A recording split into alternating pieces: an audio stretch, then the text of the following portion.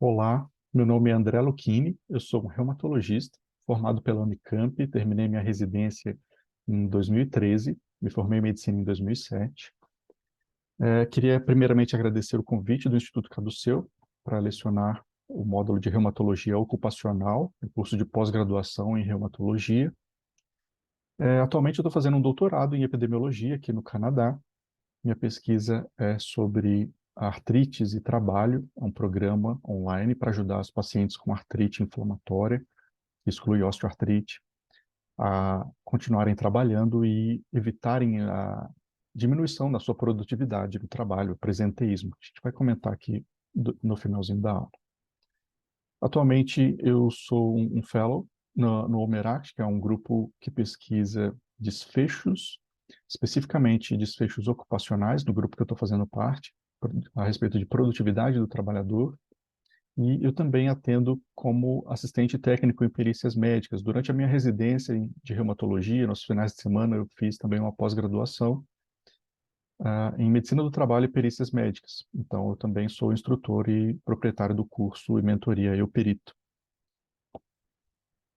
Bom, vamos começar então a falar sobre aspectos da reumatologia ocupacional. Hoje é uma aula introdutória, nós vamos falar sobre os principais conceitos e aspectos históricos dessa relação entre a medicina ocupacional e a reumatologia, que na prática é muito importante. Quem já teve alguma experiência na área da reumatologia, para mim foi até uma surpresa.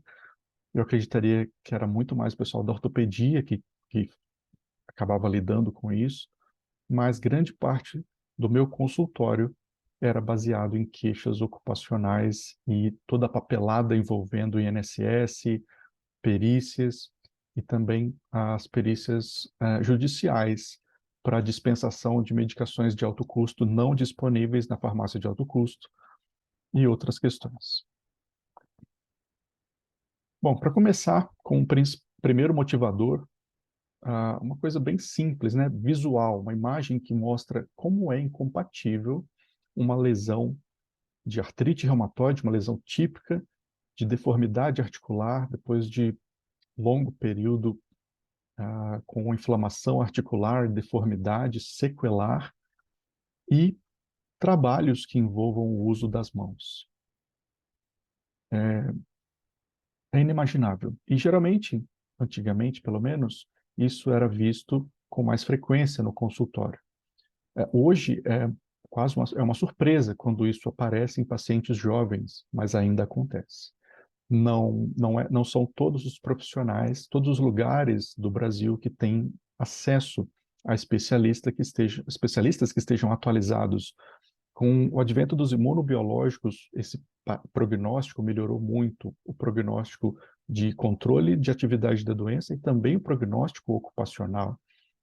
Mas ainda assim, nós temos observado alguns casos que são devastadores e infelizmente, limitam muito a capacidade laboral desses pacientes. Então, a importância do aspecto ocupacional na prática do reumatologista. Aqui um resumo do que a gente planejou para esse módulo de reumatologia ocupacional. Hoje, então, a primeira aula, mais introdução conceitual e aspectos históricos. A segunda aula, nós vamos focar nas DORT, os distúrbios osteomusculares relacionados ao trabalho. Então, nós vamos abordar tanto a epidemiologia, a etiologia, a fisiopatologia, né, detalhes histológicos e biomecânicos, como fazer o diagnóstico envolvendo tanto a anamnese, o exame físico e também os exames complementares. Sempre que possível, nós vamos tentar trazer evidências, né? A gente é defensor da prática baseada em evidências, e também alguns apontamentos sobre tratamentos farmacológicos e não farmacológicos, além da reabilitação física e ocupacional. Terceira aula, nós vamos abordar algumas noções de ergonomia para o reumatologista, nada aprofundado, mas coisas que são fundamentais para que o reumatologista consiga orientar seu paciente, orientar o médico do trabalho, orientar a reabilitação e evitar que o trabalhador que tem doença reumatológica continue se expondo a riscos ergonômicos no seu local de trabalho. A quarta aula, nós vamos abordar a saúde ocupacional nas doenças reumatológicas autoimunes e síndromes dolorosas. Então, não mais causas ortopédicas, vamos dizer, osteomusculares, biomecânicas. Também as doenças autoimunes e síndromes dolorosas crônicas também têm implicações sobre a saúde ocupacional, que vão além do mecanicismo do sistema osteomuscular, envolvem também a percepção sensorial da dor, sensibilização central. Ah, bom, uma frase que eu sempre falo e vou repetir porque é muito importante, não só no mundo das perícias, mas também na prática reumatológica. Os nossos vieses como profissional, né? A frase é: doença autoimune não protege contra lesão mecânica. É o contrário, ela aumenta o risco. Quer dizer, uma estrutura de uma cartilagem, de um tendão que está inflamado, o risco de, se ele se sobrecarrega mecanicamente e gerar uma lesão importante, limitante, é muito maior do que quem não tem uma doença inflamatória, uma doença autoimune. Então, esses dois fatores, o fator mecânico e imunológico, eles têm um sinergismo para criar lesão e dano, que é o que a gente chama. Dano é a lesão depois que já virou uma sequela, uma deformidade, que é a principal causa de incapacidade laboral nesses pacientes. A quinta aula, nós vamos falar sobre noções da legislação trabalhista brasileira, que o reumatologista precisa conhecer, como é feita a perícia trabalhista e em que isso impacta na prática do reumatologista. E, basicamente, na orientação do paciente e também na elaboração do parecer de assistente, de médico assistente, perdão. E, além disso, noções também da legislação previdenciária brasileira, que são importantes para o reumatologista. Como funciona, qual é o trâmite do INSS, em linhas gerais, nada aprofundado, mas qual o papel do reumatologista dentro daquela perspectiva da medicina com impacto social em orientar o seu paciente e em orientar o perito que vai avaliar o paciente, como ele dá a melhor contribuição para ele e qual a importância disso. Como deve ser redigido o relatório do reumatologista, quais os detalhes são importantes incluir e como ajudar a perícia a tomar as decisões de enquadramento na legislação brasileira. A sétima aula nós vamos comentar sobre o relatório do médico assistente especificamente, não só focando na perícia, mas qual a importância desse relatório, quais os fatores, os elementos que não podem faltar, as questões mais práticas em relação a isso, e que na verdade o relatório é uma comunicação, né? Ele não é um papelzinho que você escreve o nome da doença e o CID e é isso. Ele é uma forma de realizar a comunicação, não só com outros médicos de outras especialidades, mas também não médicos profissionais, como fisioterapeutas, terapeutas ocupacionais, enfermeiros, médicos do pronto-socorro. Quantas vezes um paciente chega para mim e fala que ter uma cópia do relatório na bolsa fez a diferença no pronto-socorro. Então, a importância de ter um relatório bem redigido, em ordem cronológica, dando um panorama de como está sendo o tratamento. É como se fosse um prontuário de bolso. Lógico, a gente tem que orientar o paciente a respeito de questões relacionadas com sigilo médico, mas pode salvar vidas. A oitava aula, a última aula desse módulo, a gente vai conversar sobre um outro aspecto da saúde ocupacional dentro da reumatologia, que são as noções de pesquisa científica em desfechos ocupacionais. A importância disso vem na leitura de artigos científicos avaliando novos tratamentos para artrite.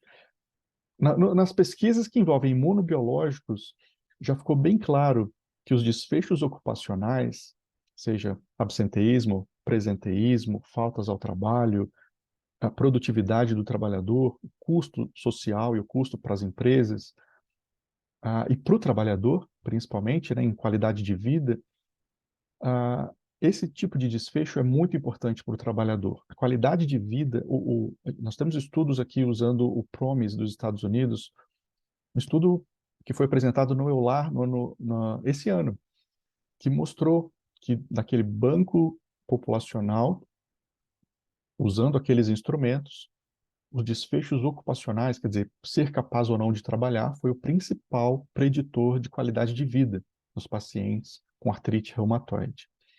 Então, entender como interpretar os resultados que são apresentados com uma visão mais crítica é muito importante para avaliar o quanto aquelas intervenções, aqueles tratamentos estão realmente impactando positivamente ou negativamente, ou nenhum impacto, sobre os pacientes reumatológicos. Então, eu tenho tido o privilégio durante o doutorado, ter contato mais íntimo com esse tipo de estudo, coisa que geralmente na residência a gente passa batido, né? Mas que faz toda a diferença na prática, principalmente quando o foco é o paciente.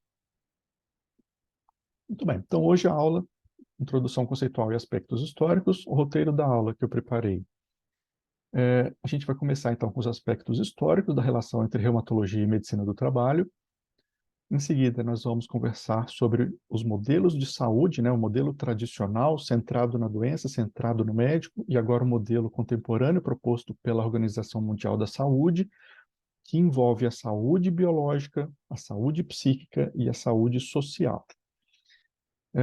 Antigamente, o conceito de saúde ocupacional ele era bem restrito ao ambiente de trabalho, e o conceito atual, mais amplo, de saúde do trabalhador, inclui, inclusive, a saúde da pessoa fora do ambiente de trabalho. Não só se locomovendo para o trabalho ou do trabalho para casa, mas também os impactos do que ele vive no seu ambiente de trabalho em todos os aspectos da sua vida, né? Principalmente relações familiares, relações interpessoais em outros ambientes.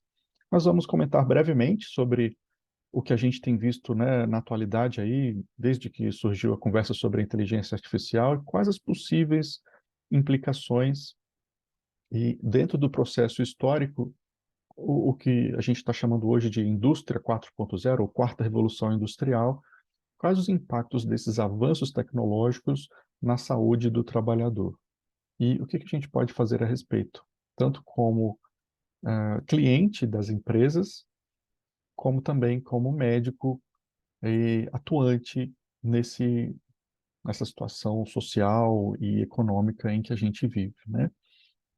Bom, já diria, se não me engano, William Osler, que o médico que só entende de medicina nem de medicina entende. Então, nós temos um papel importante, inclusive papel ético na sociedade, e a relação com a medicina do trabalho acaba tangenciando e tocando um pouco nessa parte.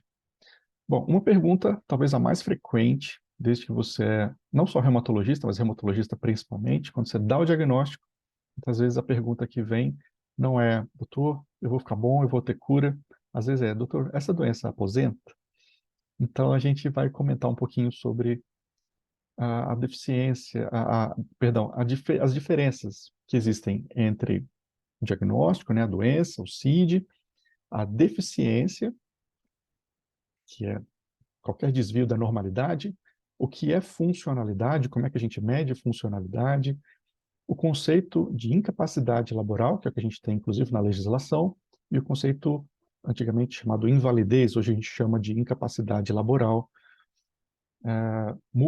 omniprofissional, por tempo indeterminado, ou permanente, entre aspas, mas por tempo indeterminado nós vamos comentar um pouco sobre isso.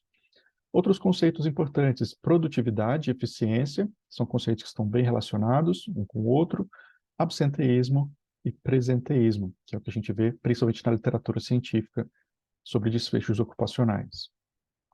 Além disso, então, para fechar, alguns comentários sobre o papel social do reumatologista, atuando tanto como médico assistente, quanto também, eu sempre comento que é abrir os olhos, né? A gente, quando faz uma especialidade, só pensa, tá bom, eu vou clinicar no consultório usando aqueles conhecimentos como um reumatologista.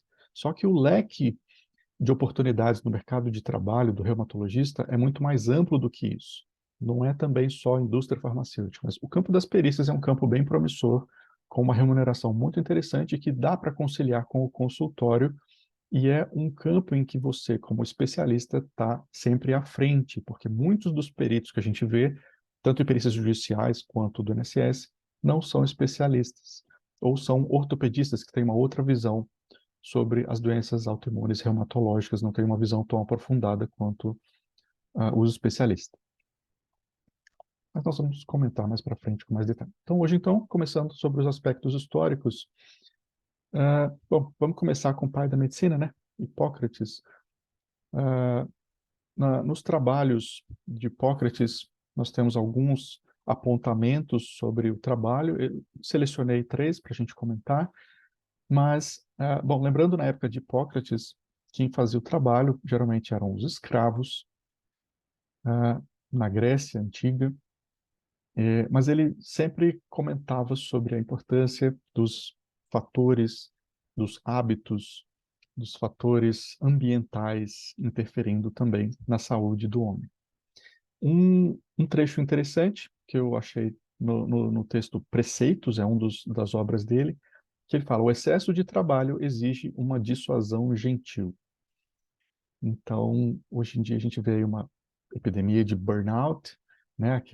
Aquela sobrecarga, principalmente com a pandemia Covid entre os trabalhadores da saúde. E existem várias situações em que o excesso de trabalho é prejudicial.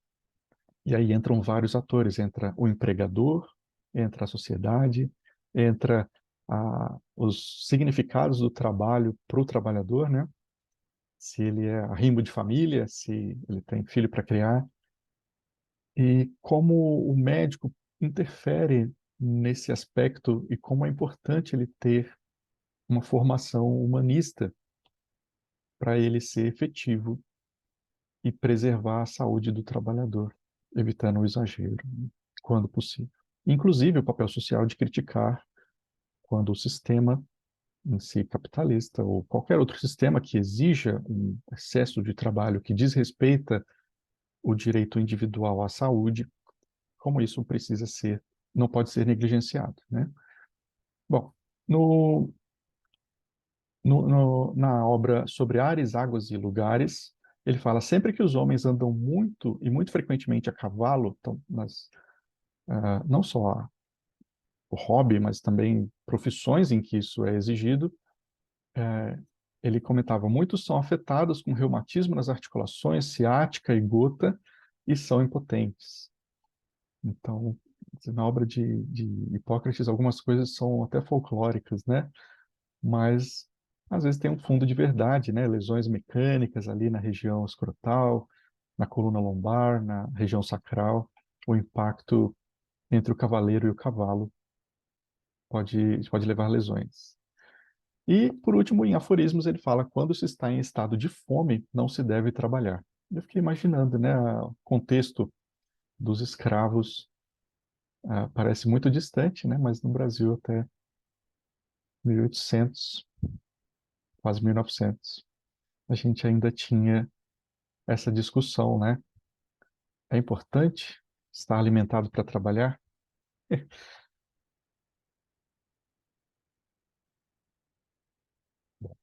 Mais um panorama: Platão, 427 a.C., já comentava nas suas obras sobre as deformidades esqueléticas em certas profissões. Hipócrates também comentou sobre a estenose. Aristóteles comentou bastante sobre enfermidades nas mineradoras. Plínio o Velho sobre deficiências causadas nos mineradores de chumbo, zinco e enxofre. Galeno comentou sobre as doenças do trabalho nas ilhas do Mediterrâneo. Avicena, que era um médico árabe filósofo, descreveu em bastante detalhes o saturnismo, o plumbismo, que é intoxicação por chumbo. Na Roma Antiga, o chumbo ele era usado para os aquedutos, na fabricação de utensílios de cozinha e para adoçar vinhos, o acetato de chumbo. E ele descreveu a intoxicação. Paracelso, por volta de 1500 depois de Cristo, foi o primeiro a escrever numa monografia sobre o tema, a doença e o trabalho. E ele descreve também doenças dos mineiros na região da Boêmia e a intoxicação por mercúrio. Mas o pai da medicina do trabalho é considerado o italiano Bernardino Ramazzini, que publicou em 1700 o seu Diatriba, que é um tratado em que ele observava várias profissões da época e analisava empiricamente, quais as doenças mais prevalentes naqueles grupos de trabalhadores.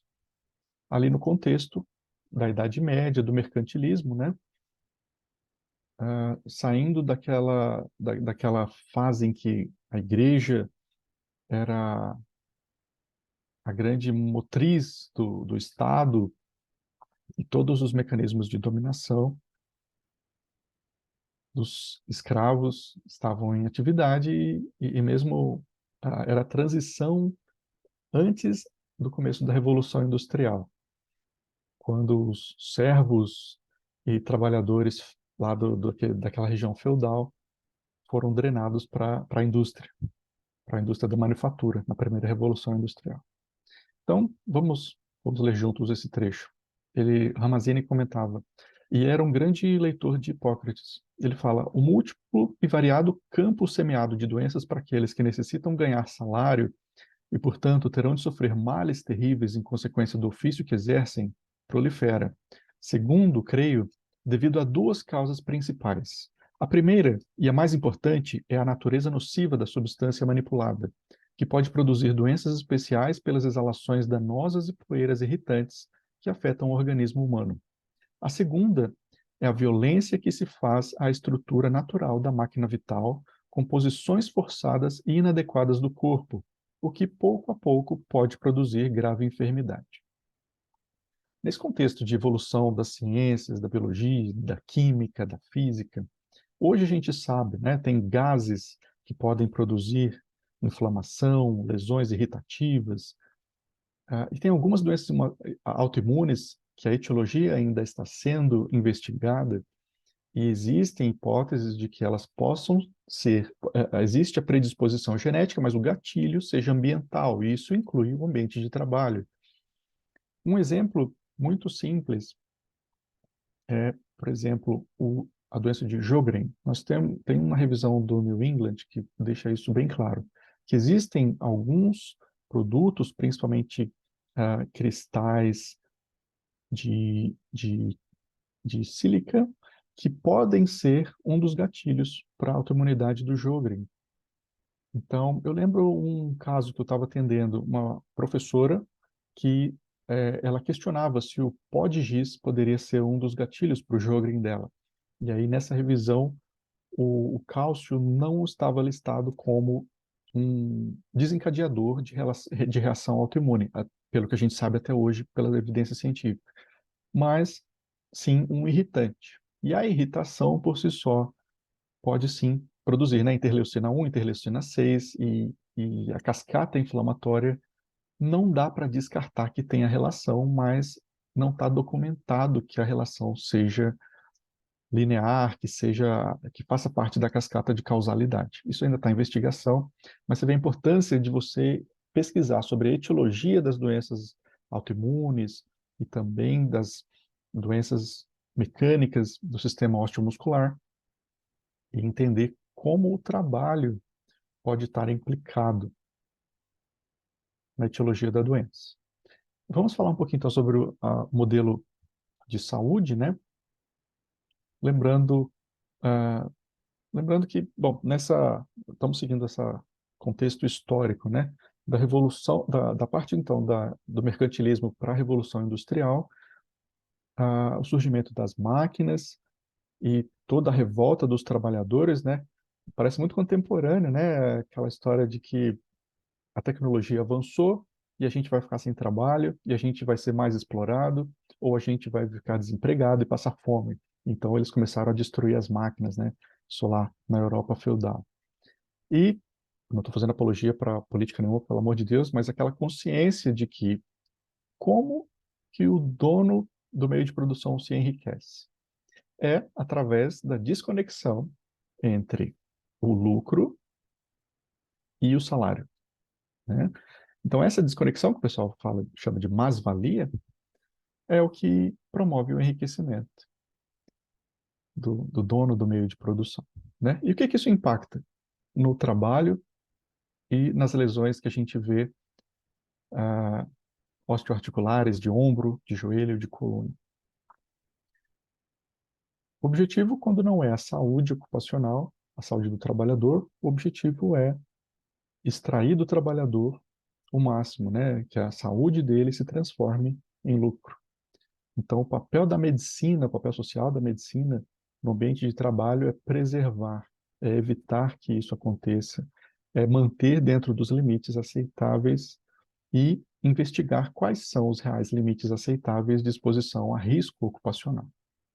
Esse conhecimento mais voltado não para o indivíduo, Ramazzini era mais por grupos de trabalhadores.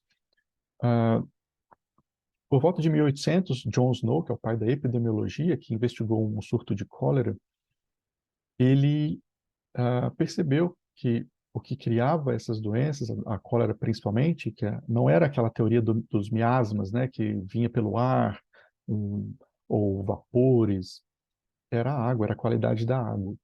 E a evolução da epidemiologia, a consequência natural foi a evolução das políticas públicas, né? O papel do Estado em garantir a saúde das pessoas e também dos trabalhadores, né? Nessa questão, o Brasil está anos à frente em relação à legislação trabalhista, que bom, em pouquíssimos lugares do mundo a gente tem uma proteção do trabalhador como a nossa, ainda que seja precária. A teoria toda da parte das normas regulamentadoras do trabalho protegem o trabalhador, se colocadas em prática, né?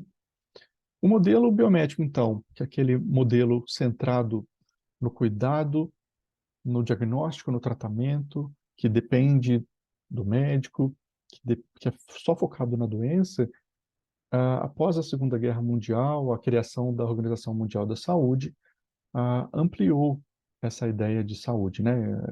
É até batido, né? Essa história de que saúde não é só ausência de doença, saúde é o bem-estar biopsicossocial.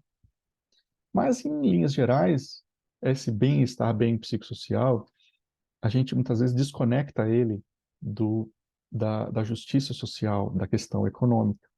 E muita gente tem um pudor de falar sobre isso, porque tem muita ideologia.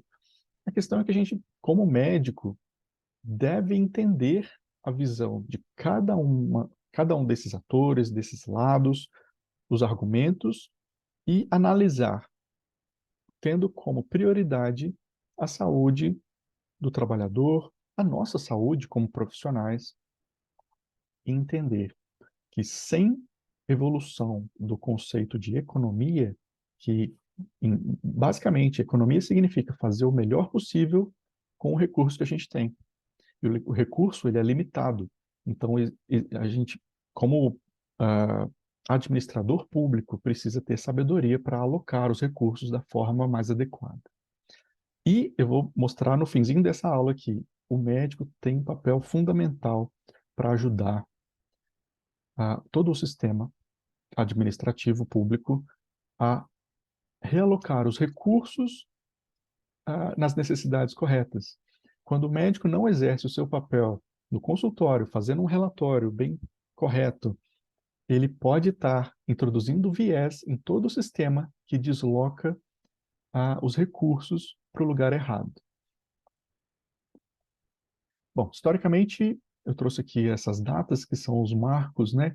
O estabelecimento da legislação trabalhista em 1939, aí a inclusão da CIPA, a Leis de Acidente de Trabalho em 44, a OMS criada ali em 48, 72, a obrigatoriedade da presença de serviço de segurança do trabalho nas empresas, e em 77 as normas regulamentadoras do Ministério do Trabalho, criadas para promover a segurança, né? Isso no contexto ali também da CLT, que foi quando todas essas diversas portarias e normas foram colocadas num único documento, na Constituição Federal. Junto com essa mudança do entendimento do conceito de saúde pela Organização Mundial da Saúde, a gente também tem um instrumento que a Organização Mundial da Saúde criou para avaliar a saúde das pessoas em geral, dentro desse modelo biopsicossocial. Então, a funcionalidade, né, a capacidade de uma pessoa para fazer coisas, o quanto ela tem qualidade de vida, o quanto ela consegue atuar na sociedade, envolve as funções do corpo e as estruturas, quer dizer, a parte estrutural, anatômica e a parte funcional, se move, se movimenta, se trabalha, as atividades, que envolvem tanto atividades no trabalho quanto em casa, lazer, a participação na sociedade, nas comunidades como um todo, os fatores ambientais e os fatores personais, né, emocionais, psicológicos, de saúde mental. Tudo isso formando um modelo complexo e são os domínios desse instrumento, né, do CIF, ou em inglês o ICF, que é o instrumento que mede a funcionalidade proposto pela Organização Mundial da Saúde. Há outros instrumentos, por exemplo, na reumatologia, nos estudos científicos, a gente vê muito o HAQ, Health Assessment Questionnaire. É um instrumento usado para avaliar a funcionalidade na espondilite anquilosante, nas espondiloartrites como um todo, o BASF, que ele avalia a funcionalidade mecânica da coluna lombar e sacral. Enfim, há vários instrumentos, mas o ICF geralmente é usado como gold standard, como padrão ouro para comparação e validação dos outros instrumentos. Abordando um pouquinho esse contexto das revoluções industriais, né? Lembrando, no começo, aquela transição depois do feudalismo, a mecanização, as máquinas a vapor, depois passou para a produção em massa, usando a eletricidade nas linhas de montagem, o Fordismo, o Taylorismo.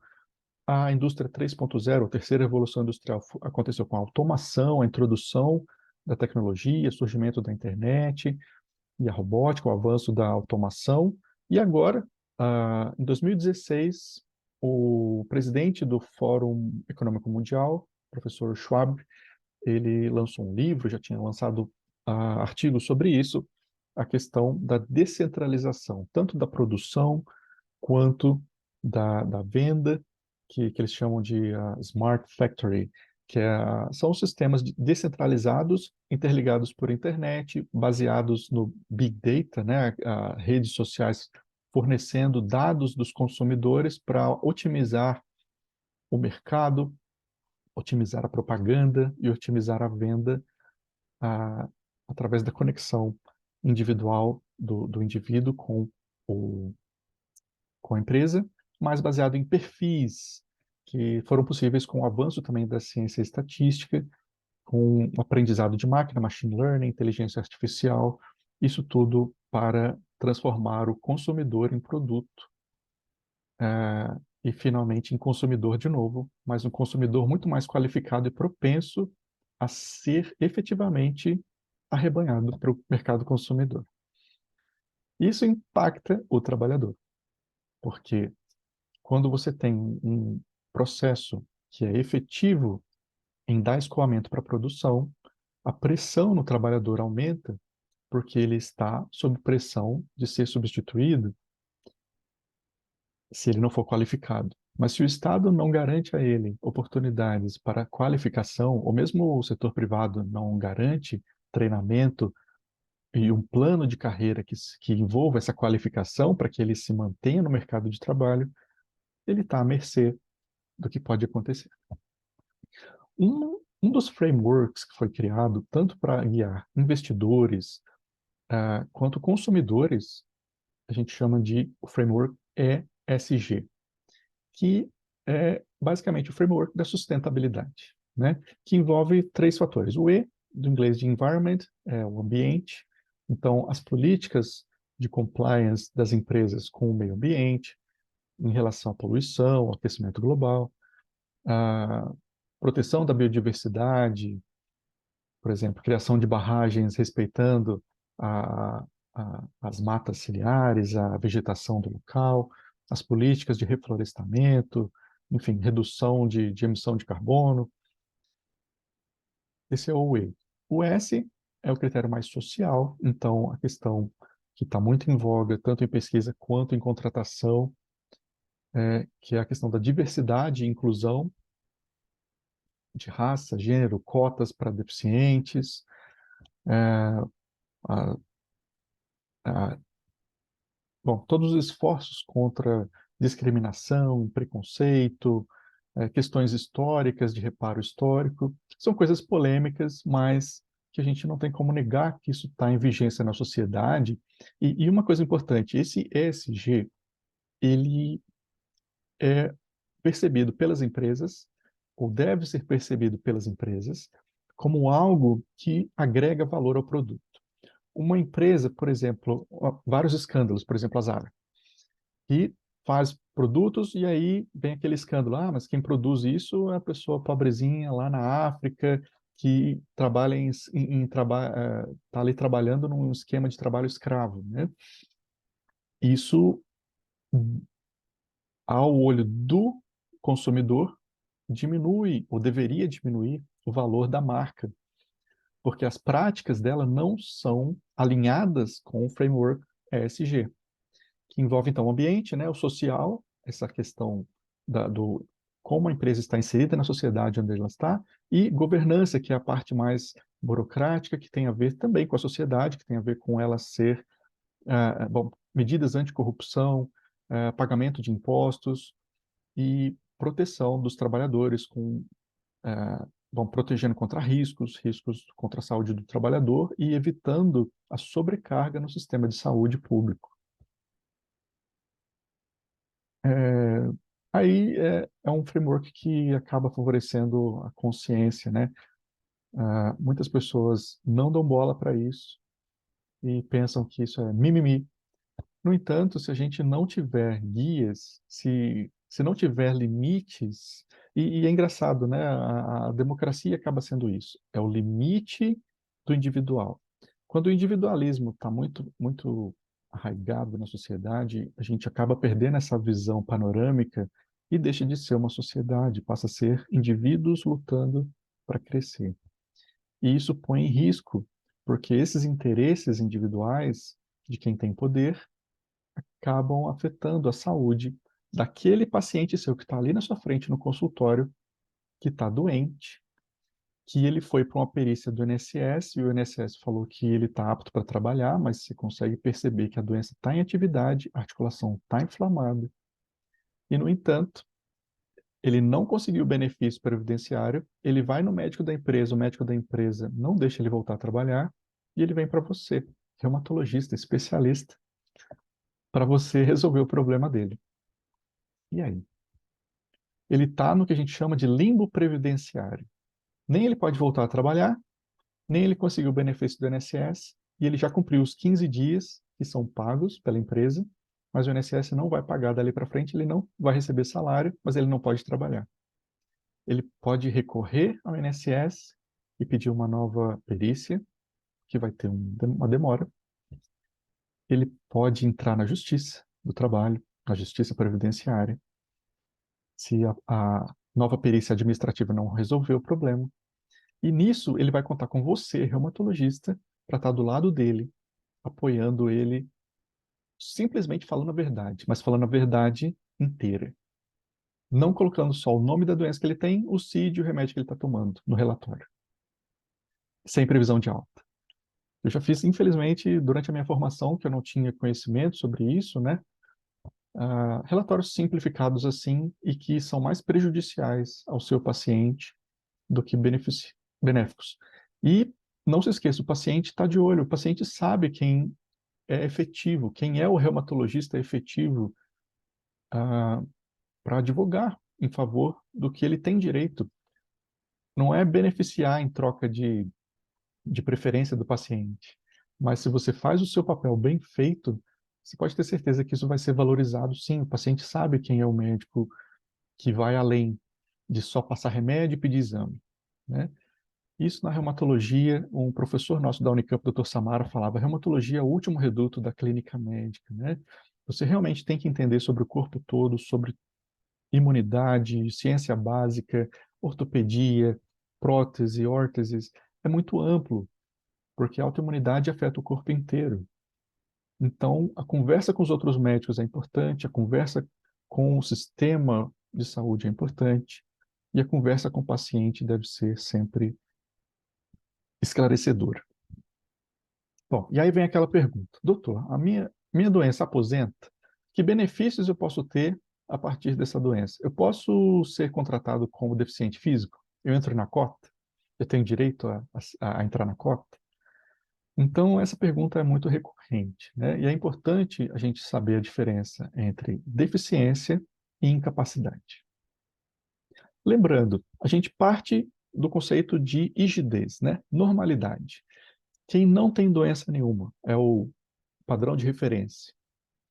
É o que a gente vê com mais frequência, as pessoas rígidas, que está em conformidade. Esse aqui é o significado da palavra normalidade, né? Dentro do esperado, dentro do previsto, que é frequente é usual, que está em conformidade com as normas, e rigidez. Mas lembrando que rigidez, o conceito de rigidez, ele segue a curva da normalidade. Então você tem alguém que é considerado rígido, mas, por exemplo, tem uma mobilidade articular menor, e alguém que é considerado rígido e tem uma mobilidade articular maior do que o normal, mas não entra ainda nos critérios de hipermobilidade. Então, é importante a gente ter essa ideia de que a normalidade não é uma coisa dada, não é uma coisa objetiva. Ela ela inclui uma certa variabilidade. E deficiência é definido como qualquer déficit, seja estrutural, por exemplo, perder um dedo, ou uma articulação anquilosou. Isso já é uma deficiência. Seja independente da causa. Se é pela doença inflamatória, tem uma artrite reumatoide que pegou o tornozelo e inflamou e levou à degeneração da cartilagem, uma anquilose irreversível e perdeu a função de dobrar e esticar o tornozelo, flexão e extensão. Isso já caracteriza deficiência. Qualquer desvio da normalidade, do que é esperado para a função e para a estrutura do corpo. Não leva em consideração o trabalho que aquela pessoa faz. Já a incapacidade leva em consideração a função. Por exemplo, uma pessoa que tenha inflamação nas mãos, mas está em remissão, não está sentindo dor, não tem nenhum impacto da doença naquele momento. E a pessoa não trabalha em nada que exponha ela a risco de lesão naquela articulação da mão. É um telemarketing, mas sem uso de computador, por exemplo. É só conversa. Então, ela não está incapacitada para trabalhar. E é isso que a perícia faz. A perícia diferencia.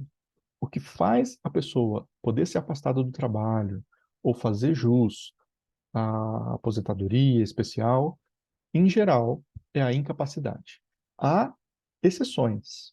Há doenças e condições clínicas previstas na legislação previdenciária que que estão associadas e fazem jus à aposentadoria especial, que significa que a pessoa não tem que cumprir um ano de carência para aposentar pelo INSS.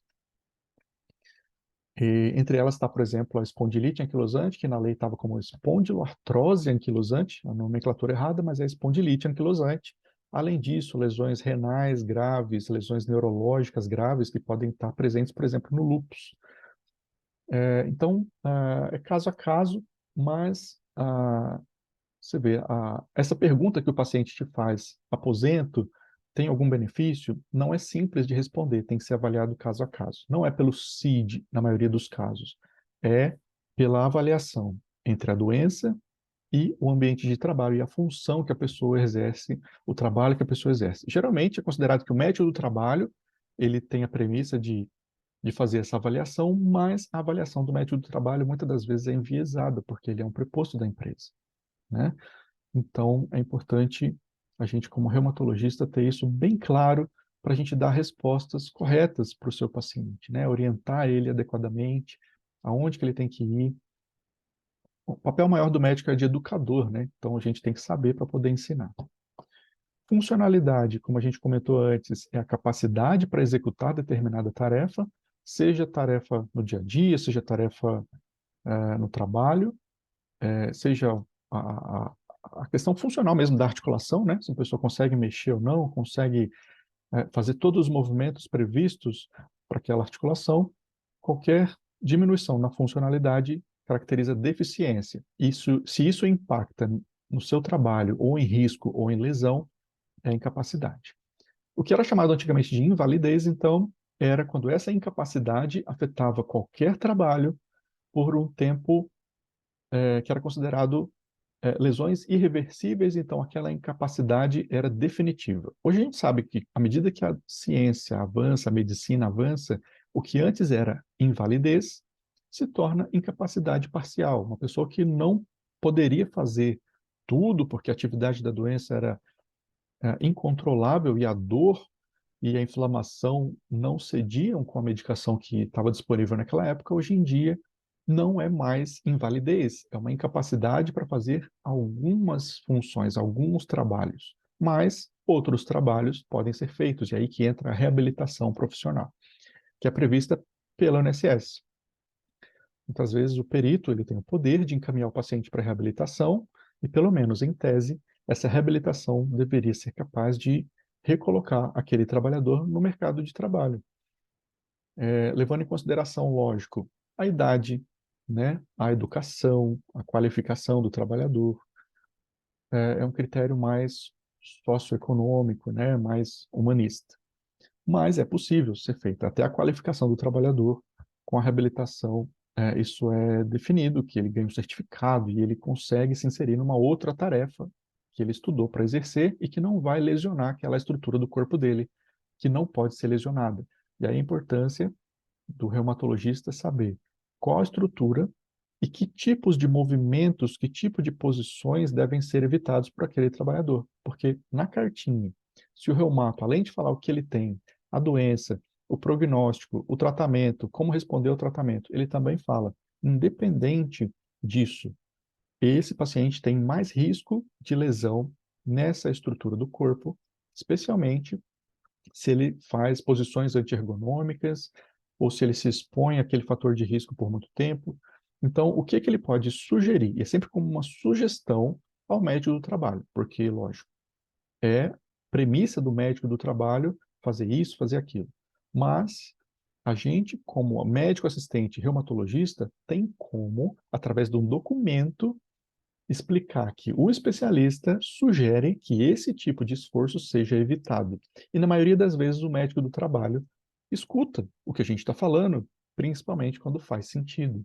E, além disso, o trabalhador ele vai estar respaldado em qualquer perícia, em qualquer instância, que o médico dele, que conhece ele, que acompanha ele, que entende do que está falando, falou que ele não pode fazer aquele tipo de trabalho, porque se ele continuar fazendo, vai arrebentar o tendão.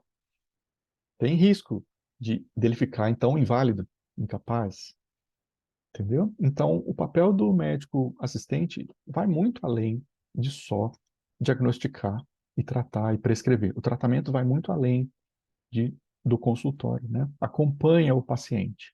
É engraçado que eu estava lendo e isso é exatamente o que Hipócrates falava, né? O papel do médico é colocar o paciente naquela situação, na vida dele. A gente é um consultor, né? Você está dando uma sugestão, está dando uma opinião, e aí o paciente vai implementar ou não. E aí o médico do trabalho vai implementar ou não, mas se ele não implementa, tem consequências.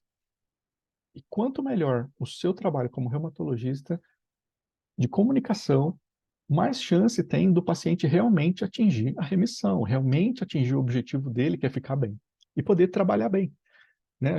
Muitos pacientes têm aquela ideia, mas se eu me aposentar, eu vou estar melhor. Nem sempre, muitas vezes, a saúde mental deteriora avassaladoramente quando o paciente reumatológico para de trabalhar. O trabalho é um determinante de saúde. Quem se sente capaz de trabalhar e se sente capaz de trabalhar sem sofrer impactos negativos daquele trabalho, a pessoa se sente útil, né? É um conceito que a gente chama de autoeficácia. Você se sente capaz para viver, para fazer tudo, para resolver tudo na sua vida. Quanto mais vitórias você tem em coisas pequenas, né? Bom, a invalidez é considerado quando não é suscetível de recuperação ou reabilitação, não necessariamente por causa da doença, mas também por esses outros fatores que eu falei, idade, a educação e o tempo hábil e a cognição para, para ser reabilitado ou não. E até a disponibilidade na sociedade, né? A incapacidade, então, é avaliada geralmente nas perícias aqui, uniprofissional, multiprofissional, quando é uma profissão, ou várias profissões, ou omni, quando são todas as profissões, não pode fazer nada. E ela é temporária ou permanente, que na verdade a gente fala hoje como por tempo indefinido, porque a gente está levando em conta que as ciências médicas podem evoluir e mudar esse entendimento. Geralmente, o que a gente vê na doença reumatológica, você tem, então, o fator de risco, que seja ambiental, seja genético, você já tem a lesão inflamatória pré-existente. O fator de risco, ele acaba gerando a lesão, o agravamento da lesão através do trabalho.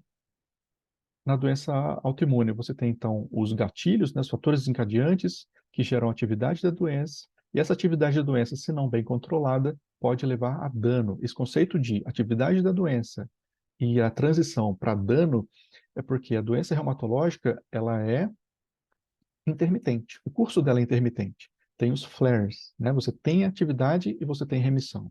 Atividade e remissão. Só que cada ciclo desse de atividade e remissão, ele pode deixar resíduos de lesão, que é o que a gente já chama de dano ou sequelas, né? Quanto melhor o controle da atividade da doença, prevenção de flares e redução da duração dos flares e agilidade na retirada do flare, isso tudo previne dano. E dano é o que é o maior preditor de incapacidade e de invalidez. O dano, seja no lúpus, gerando dano renal, levando o paciente para diálise, seja o dano articular da artrite reumatoide, que leva a deformidade e incapacidade articular, tudo isso é o grande preditor. Então, na fase aguda da doença, é mais a dor, aquele fator emocional, que também pode se cronificar, e aí entram aquelas síndromes dolorosas que a gente falou, da fibromialgia, das outras síndromes dolorosas crônicas que a gente tem na reumato, e também a lesão estrutural, típica da cartilagem por erosões articulares e deformidades crônicas. Tudo isso acaba impactando também na prevalência, né, dos danos ocupacionais da doença reumatológica. Sobre suporte a quem não pode trabalhar. Na história, o Império Romano tinha o que a gente chama de, eles chamavam de cura nona, em referência a uma deusa da antiguidade, que era pago inicialmente em grãos para quem não podia trabalhar, recebia do Império Romano uma quantia de grãos para que não morresse. Isso tudo naquela tentativa do imperador de parecer bom e permanecer no poder, do pão e circo, né? Era o pão. Depois isso mudou para ser pago em moedas de dinheiro e parece daí é uma da, dos apontamentos na história desse suporte da previdência social, né? Seguridade social. Bom, mais para frente, ali na época da Segunda Guerra, com a ascensão do fascismo e do populismo, no Brasil, a era Vargas, muito parecido, né, com o Império Romano, aquela ideia do presidente, do governador, do ditador querer também parecer bom, né, pão e circo aí moderno, dava com a mão, tirava com a outra. Então, muitas dessas leis foram criadas, mas no Brasil, eu diria, por mais que o contexto fosse o populismo, elas deram um suporte ao trabalhador. A CLT, ela impediu muitos abusos, né? Principalmente nessa transição da época da nossa escravidão para a nossa industrialização incipiente. Nos outros países, principalmente América do Norte e Europa, o suporte aos veteranos da Segunda Guerra Mundial se, foram tantos lesionados, né, pessoas amputadas, que foi necessário criar um fundo de pensão, a política do welfare state, do bem-estar social, para dar suporte aos veteranos de guerra, que acabou também favorecendo todos os trabalhadores. Muito bem, vamos conversar um pouquinho sobre produtividade, e eficiência, agora tangenciando um pouco a parte da pesquisa científica para avaliação de intervenções em reumatologia. Lembrando, os biológicos eles estão sendo avaliados com relação a presenteísmo e absenteísmo também. E tem viés, tá? A interpretação leva a algumas conclusões que favorecem o medicamento, mas a gente tem que ter um pouco mais de cuidado. Bom, o que é produtividade? Produtividade é a relação entre produtos e serviços que são gerados com o trabalho e o que foi necessário para fazer, seja dinheiro, capital, trabalho ou tecnologia. Trabalho, aí entra tempo de trabalho, inclui hora extras, esforço, capacidade técnica do trabalhador, tudo isso entra como trabalho, para fazer a produção do que a gente chama de output. Então, tanto a produtividade quanto a eficiência é uma relação entre a output e o input, o que sai, o produto e o que foi usado, os recursos. Quando a gente fala de produtividade, a gente está querendo dizer ter uma quantidade limitada e fixa de recursos e produzir mais com aquilo. Eficiência é quando você faz o mesmo tanto, mas usa menos recursos para fazer aquele mesmo tanto de produto. Acaba sendo muito parecido, mas uma diferença que às vezes o pessoal não comenta, né? Absenteísmo é um dos principais desfechos ocupacionais. E antigamente ele parecia muito simples, né? Ele era chegado, o trabalhador não veio trabalhar, ele faltou ao trabalho, por qualquer motivo. E incluía afastamento do trabalho por doença, relacionado no campo da saúde, quando ele está doente não pode vir trabalhar, seja por licença, e a licença ou é paga ou não é paga. Por exemplo, em muitos, aqui no Canadá, por exemplo, não é automático ter direito a se afastar, a não ir trabalhar um dia que seja. Se você não vai, você não recebe. Não tem esse negócio de 15 dias que você recebe o seu salário sem nenhum desconto. Não, isso é coisa do Brasil, é coisa da CLT. E engraçado que a gente, como é médico e autônomo, a gente não tem direito a nada disso, né? Se a gente não é empregado, ainda mais quando a gente é pessoa jurídica, né? A gente não tem essa visão. E é importante a gente, como autônomo, apesar de não ser o nosso caso, é o caso da maioria dos nossos pacientes, né? Que são empregados, que têm um vínculo CLT, que têm direitos e têm deveres. Então, a gente, como consultor, precisa entender como isso funciona e sair um pouquinho, né? Vestir um pouquinho o sapato do paciente para entender o que passa na cabeça dele. Porque senão a gente fica com aquela ideia meio aquele ressentimento, aquela invejinha, né? De, ele pode faltar no trabalho até 2 semanas e vai receber o seu salário, e eu, se eu faltar um dia, economicamente, para mim, perco muito dinheiro. Só que não é à toa que ele pode, que ele tem esse direito, né? E é o regime dele, a gente precisa respeitar. O absenteísmo, além de ser isso, ele tem um impacto na produtividade.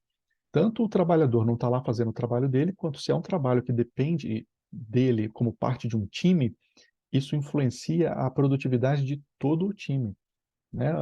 O ambiente de trabalho, aquelas pessoas ali, é um ambiente, são pessoas, é um grupo de trabalho que dependem. Se uma peça está faltando, a produtividade do grupo diminui.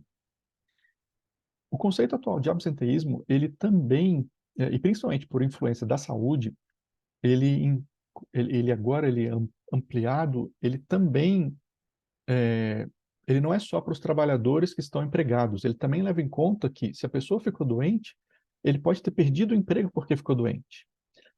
Como eu disse, não é todo lugar que te dá estabilidade, não é todos os países que te dão esse luxo de poder se afastar do trabalho ou de ter uma licença remunerada e cuidar da sua saúde e depois tentar a reabilitação. Eu diria que fora do país isso é muito mais difícil, não sei em todos os países, mas pelo menos na América do Norte não é tão simples, não.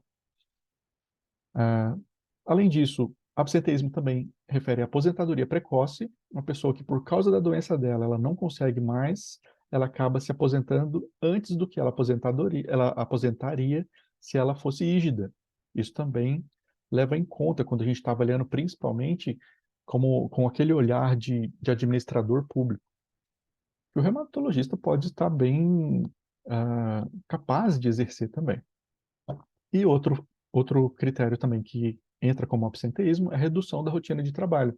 Aquela pessoa que, por ela ter uma doença, ela não consegue trabalhar as 8 horas da jornada. Então, ela diminui a jornada, ela faz só meio período, ela é forçada a fazer isso porque é o que ela consegue fazer, é o que ela aguenta fazer. Então, isso também entraria como absenteísmo, com impactos na produtividade. Outro conceito é quando o trabalhador não está ausente. Ele está no trabalho, mas é como se ele não estivesse. Pelo menos parcialmente, ele não entrega 100% da produtividade. Por causa da doença dele, ele entrega menos. Quando o impacto da doença não é tão grave a ponto dele faltar no trabalho e gerar absenteísmo, quando o estado de saúde dele ele é deteriorado, mas parcialmente deteriorado, geralmente nas fases iniciais das doenças, ele gera presenteísmo. E há estudos econômicos mostrando que o impacto do presenteísmo é pelo menos 10 vezes maior do que o impacto do absenteísmo. E ele ficava escondido. Quando ninguém dava bola para o presenteísmo, ele ficava escondido nas estatísticas de saúde e de produtividade das empresas, né? E tem estudos mostrando que o gasto com presenteísmo, ele chega a ser maior do que o gasto com os gastos diretos com a saúde, que é tratamento médico, medicamentos, mesmo com os imunobiológicos que são caríssimos, ainda assim, o custo de oportunidade do presenteísmo, que é o trabalhador tá ali e não está produzindo o que ele deveria por causa da doença, é maior. Seria melhor para a sociedade que ele não estivesse trabalhando, que ele se recuperasse e depois voltasse ao trabalho quando ele estivesse livre do flare, né? Isso tem estudos econômicos bem claros a respeito disso. E para fechar a aula, lembrando que tudo isso que eu estou falando não é baboseira. A gente está simplesmente aprendendo como exercer o nosso papel de médico conforme o Código de Ética Médica, resolução do CFM. Esses artigos, na verdade, já estavam presentes no Código antes da resolução de 2018. Vamos ler junto? Capítulo 1. Princípios fundamentais. Artigo 12. O médico empenhar-se-á pela melhor adequação do trabalho ao ser humano, pela eliminação e pelo controle dos riscos à saúde inerentes às atividades laborais. Artigo 13. O médico comunicará às autoridades competentes quaisquer formas de deterioração do ecossistema prejudiciais à saúde e à vida. Artigo 14. O médico empenhar-se-á em melhorar os padrões dos serviços médicos e em assumir sua responsabilidade em relação à saúde pública, à educação sanitária e à legislação referente à saúde. E no capítulo 3, responsabilidade profissional, é vedado ao médico. Artigo 12. Deixar de esclarecer o trabalhador sobre as condições de trabalho que ponham em risco sua saúde, devendo comunicar o fato aos empregadores responsáveis. Parágrafo único. Se o fato persistir, é dever do médico comunicar o ocorrido às autoridades competentes e ao Conselho Regional de Medicina. Artigo 13. É vedado ao médico deixar de esclarecer o paciente sobre as determinantes sociais, ambientais ou profissionais de sua doença. E isso não é responsabilidade só do médico do trabalho, não. É de todos os médicos. E você, como reumatologista, tem um papel muito importante a exercer nesse aspecto aí. Agora, como justificar esse papel? Que eu tinha falado antes, que como reumatologista, dependendo de como você lida com o seu relatório, quanto você capricha em falar a verdade em detalhes, muda como a sociedade brasileira gasta o dinheiro com os trabalhadores. O INSS, em 2020, gastou quase 6 bilhões em benefícios previdenciários, que são 630 milhões a mais do que o que eles recolheram dos trabalhadores em 2020, mas representa apenas 1,6% da renda total do INSS, que envolve também o que é pago pelas empresas e outras fontes. Desses gastos, quase metade foi gastado com B31, que é o benefício que é dado para quem tem um problema de saúde que não tem a ver com o serviço.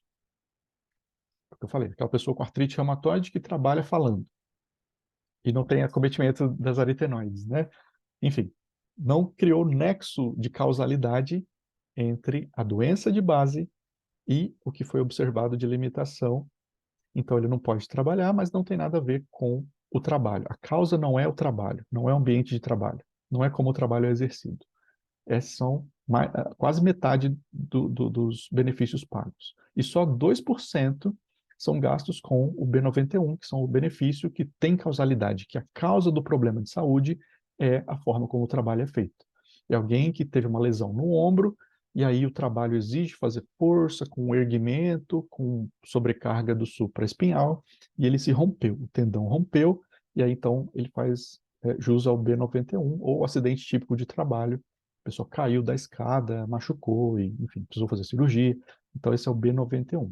A questão é que o B91 está evidentemente subestimado, porque em muitas situações de perícias do INSS, eu já acompanhei vários casos como assistente técnico que isso aconteceu. O trabalhador tinha um HLA-B27, não era nem diagnóstico de espondilite anquilosante, ele tinha um HLA-B27 positivo e ele tinha um problema na coluna. E ele trabalhava carregando peso enorme, caixa de 20 quilos, com flexão, totalmente anti-ergonômico. Mas o perito, um ortopedista, nada contra os ortopedistas, pelo amor de Deus, mas ele leu em algum lugar, caçou no Google, HLA-B27, espondilite. E o reumatologista que acompanhava também falava, ele colocou como hipótese diagnóstica espondilite, mas ele não especificou que aquilo era uma hipótese, que os critérios que tinha para espondilite era só uma dor lombar baixa, mas que era característica mecânica, não era inflamatória. Quer dizer, o ritmo era quando ele fazia esforço, em repouso melhorava, que não fala muito contra a espondilite, né? Doença inflamatória autoimune. E tinha o HLA-B27, que também não é 100%, não é preditor, né? O valor preditivo positivo do HLA-B27 é muito baixo, né? Então, a pessoa pode ter o HLA e não ter espondilite, não ter nenhuma espondiloartrite. Do mesmo ponto que a pessoa pode ter a doença e não ter o HLA. Então, foi uma interpretação completamente errada do não especialista e que falou que não tem nada a ver com trabalho, não. É B31. É tudo da espondilite anquilosante. Quer dizer, a pessoa nem tinha espondilite anquilosante e ainda se tivesse, não dá para descartar que pelo menos parte do problema era causado pelo trabalho. Então, seria o que a gente chama de relação de concausa, né? Causalidade parcial relacionada ao trabalho. E isso, no relatório do médico assistente do reumatologista, se ele tivesse caprichado um pouco mais e explicado em detalhes que focinho de porco não é tomada, isso teria evitado que o dinheiro tivesse ido e partido do governo. Porque o que acontece? O B91, quando tem responsabilidade da empresa, isso afeta nas alíquotas de imposto que a empresa paga. O SAT, tem várias siglas lá, mas são os impostos que a empresa paga por ter aumentado a sobrecarga do sistema de saúde, por ter causado doença no trabalhador. Se você fala que a empresa não tem responsabilidade nenhuma, você está penalizando a sociedade, todo mundo que paga o INSS, todos os trabalhadores, e está deixando de tirar o dinheiro do lucro da empresa. Ela fica impune, ela não assume a responsabilidade pelos danos que ela causou na saúde do trabalhador, daquela sociedade em que ela está inserida. Então, você vê, uma coisa parece simples, mas se você faz um relatório mal feito, quando ele cai na mão do perito, ele fica propenso a pensar uma coisa, e ele cai no erro, e a decisão é feita. E isso muda tudo, né? Muda tudo. O papel dos senhores usando a caneta é muito importante. É muito importante. Uma reflexão sobre, então, sobre o relatório médico. Talvez é uma das peças, um dos documentos mais importantes que a gente, como reumatologista, faz. Mais do que simples uma peça burocrática na prática médica, relatório médico é um meio de comunicação entre médicos. A clareza e os detalhes desse relatório definem a qualidade dessa comunicação e suas consequências. Com consentimento livre e esclarecido do paciente, o médico pode relatar detalhes sobre o quadro clínico, sem receio de infração ao dever do sigilo e, inclusive, salvar a vida do paciente. Imagina o paciente com relatório na bolsa, então, sendo atendido, desacordado, no pronto-socorro, e aquele relatório faz toda a diferença se ele contiver informações que fazem toda a diferença.